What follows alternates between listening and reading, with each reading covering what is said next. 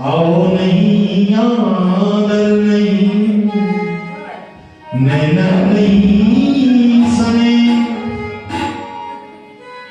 तुलसी कहाँ न जाइए कंचन बरसे तुलसी कंचन बरसे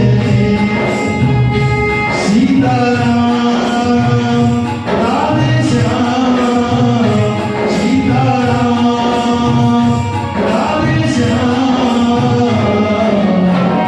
आओ नहीं आदर नहीं नहीं सुने तुलसी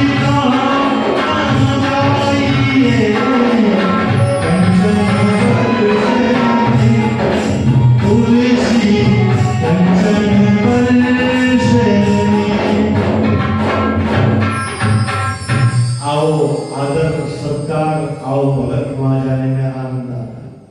हम तो नहीं जाएंगे जब कोई मंत्र नहीं दिया। सती ने शिव जी से कहा महाराज आप नहीं जाएंगे तो फिर मैं नहीं जा पाऊंगा और अकेली जाऊंगी तो फिर मेरी शोभा नहीं बढ़ेगी क्योंकि स्त्री की शोभा नारी की शोभा पुरुष के साथ होती है। जीवन देह नदी बिन बारी और तैसे ही नाथ पुरुष बिन नारी। आपको चलना पड़ेगा। शिव जी ने कहा मैंने तो कह दिया नहीं जाऊंगा मैंने नहीं जाऊंगा। सती ने कहा अब तुम नहीं जाओगे तो क्या होगा मैं तो जाऊंगा। तो बिना शिव की आज्ञा के सती अपने पिता के यहाँ गई। शिव जी ने कहा अब तुम्हारा कल्याण नहीं होगा यहां रहो तो वहां जाओ तो क्योंकि हमने देख लिया तुम्हारा कल्याण होने वाला नहीं। और जब सती पहुंची अपने पिताजी के यहाँ तो सबसे पहले पिताजी मिले और जैसे ही पिताजी की दृष्टि पड़ी सती के ऊपर पिताजी ने कहा ये आइए तो वो जरूर आया होगा मैंने तो निमंत्रण ही नहीं दिया कोई उसका सम्मान नहीं करेगा। अब तो हमारे सती के हृदय पर वज्राघात हो गया। हे भगवान इससे अच्छा तो मैं आती नहीं तो बहनों से मिलने के लिए गई भगिनी भी नहीं कछु मुस्कुराता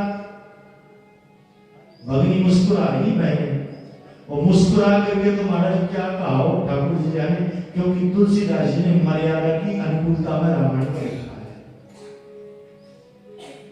श्री राम कथा कितनों ने लिखी तुलसी जैसी मर्यादा पुनिताल मजीरा बजाती बिने मीरा मतवारी सी चाह नरसिंह बसे प्रतिकंबन में पर काढ़ने को प्रहलाद।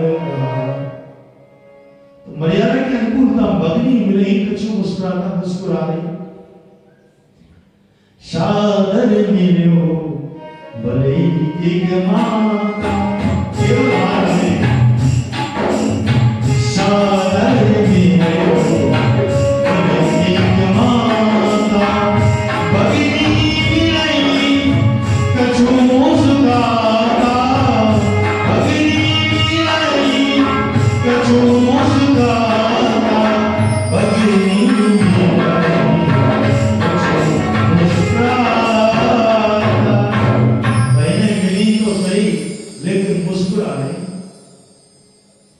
माता से मिलकर के कछु शांति मिली लेकिन माता भी ज्यादा नहीं मिली। क्यों नहीं मिली? क्योंकि भय दक्ष का है कहीं उनको पता ना पड़ जाए। तो थोड़ा बहुत मिल करके और दो शब्द कह के माता तुरंत अंदर को भाग गई। क्या? तेरे प्रताप को पूरा संसार जानता है, तू आदि शक्ति है, तू जगदम्बा है, तू पराम्बा है, तू भगवती है, तू वैष्णवी है, तू कात्यायनी है, तू चामुंडा है, तू कुछ भी कर सकती है। लेकिन ख्याल रहे क्रोध में आकर के तेरे पिता के लिए निर्णय ले तो सोच समझ करके रहना, क्योंकि तेरे पिता के ऊपर अगर कोई संकट आता है तो सबसे पहले तेरी माता को खड़ा होना पड़ेगा, क्योंकि तेरे माता से तेरे पिता का जीवन जुड़ा हुआ है।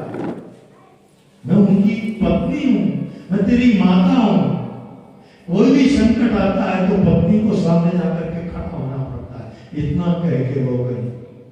लेकिन देखिए, जब यज्ञशाला में जाकर के सती ने शिव जी का अपमान देखा, सबका नाम ले लेकर के सबको बुलाया जा रहा है, सब देवताओं का नाम उच्चारण हो रहा है, सब आकर के आहुति ग्रहण करे, शिव जी का नाम नहीं लिया जा रहा था।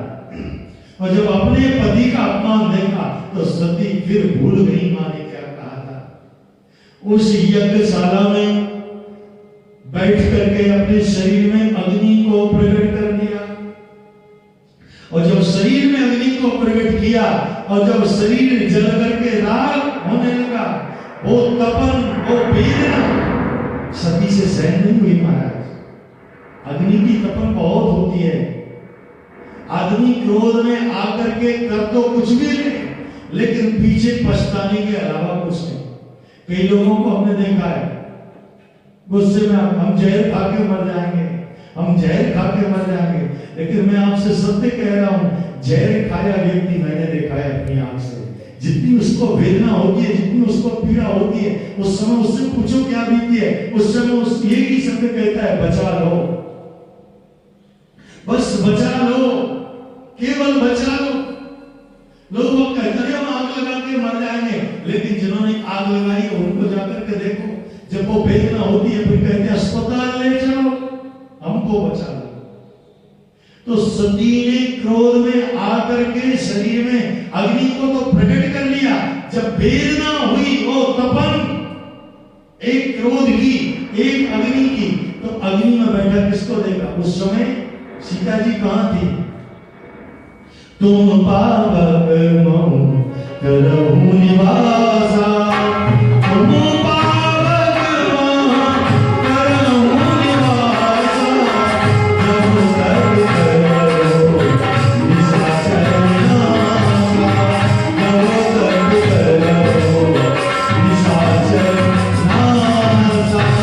और जैसे ही सीता जी अग्नि में बैठी थी, ऐसे बैठी जैसे बर्फ में बैठी हूं, उनकी साड़ी का एक धागा भी नहीं जल रहा और सती का जो शरीर जल रहा है। और सती ने सीता जी से कहा, माता जी समझ में नहीं आता, वेदना बहुत है, सहन नहीं हो रही, लेकिन तुम्हारा तो अग्नि कुछ नहीं कर पाया। तो सीता ने क्या कहा सती से, हे मां सुनो, सारी शिक्षाएं बालक हो या बालिका घर से मिलती है। सीता ने क्या कहा, जब जनकपुर से मेरी डोली उठ रही थी, पूरा जनकपुर रो रहा था, पूरा जनकपुर, लेकिन उस क्षण में मेरे पिताजी अपने हृदय को वज्र के समान कठोर करके और डोली में अपनी पाग मेरी गोद में रख करके खड़े होकर के रो रहे थे और कह रहे थे, जनकपुर की लाज तेरे हाथ जा रही है, वहां जाकर के कोई ऐसा कार्य मत करना कि वो चीटे जनकपुरी पर आकर के पड़े। तो हम अपने पिता की सीख लेकर के और पति के यहाँ ससुराल में गए और वहां हमारे पति को वनवास हुआ। सबने कहा, सास ने समझाया, ससुर ने समझाया, मन परे तो यहाँ रहना, मन परे तो जनकपुरी जाना, लेकिन तुम वन में मत जाओ। लेकिन हमने क्या कहा था, जिए दे